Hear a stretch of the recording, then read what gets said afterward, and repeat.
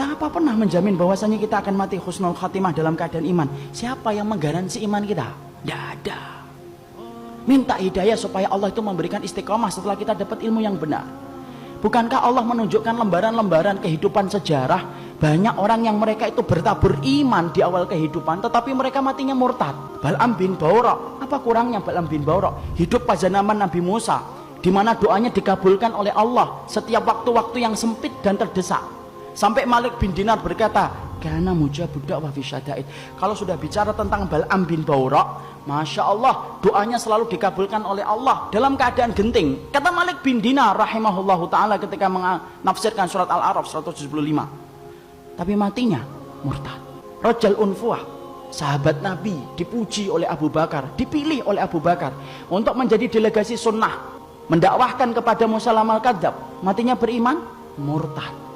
Ubaidillah bin Jahsy yang pernah menyelamatkan kehidupan agamanya sampai ke Habasyah. Ketika Nabi masih di Mekah, ikut di dalam hijrah yang pertama, hijrah yang kedua ke Habasyah.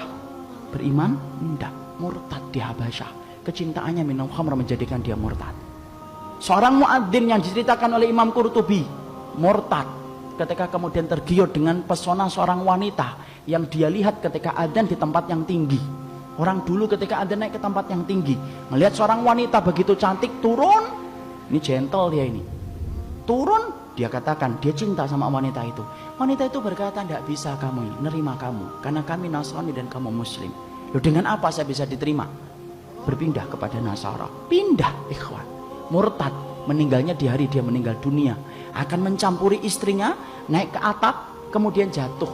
Belum sempat mencampuri wanita yang menjadikan dia murtad. Siapa yang menjamin? Ini yang kemudian kita khawatirkan. Minta terus hidayah.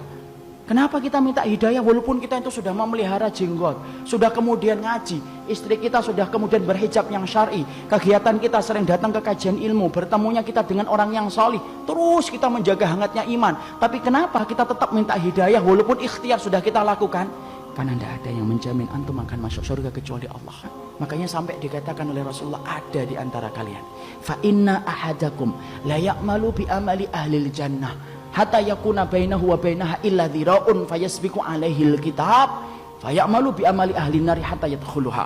Makanya sampai Nabi beliau bersabda, ada di antara kalian yang melakukan amalan surga sampai antara dia dengan surga tinggal sejengkal, tinggal sejengkal ikhwan. Satu amalan tak langsung masuk surga itu harusnya.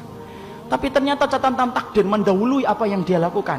Lalu kemudian di akhir kehidupannya melakukan amalan penduduk neraka hatta yadkhuluha, sampai dia masuk ke neraka itu. Ada pula yang sebaliknya, fa inna ahadakum la ya'malu bi amali ahlin nar hatta yakuna bainahu wa bainaha illa dhira'un fayasbiqu alaihi alkitab fayamalu bi amali ahlil jannah hatta yadkhuluha. Nabi kemudian berkata sebaliknya, ada pula di antara kalian yang melakukan amalan penduduk neraka, terus sampai antara dia dengan neraka tinggal sejengkal tak, kata Nabi. Tetapi catatan takdir mendahului apa yang dia lakukan. Dia melakukan amalan penduduk surga sebelum meninggal dunia, lalu kemudian Allah masukkan ia ke dalam surga.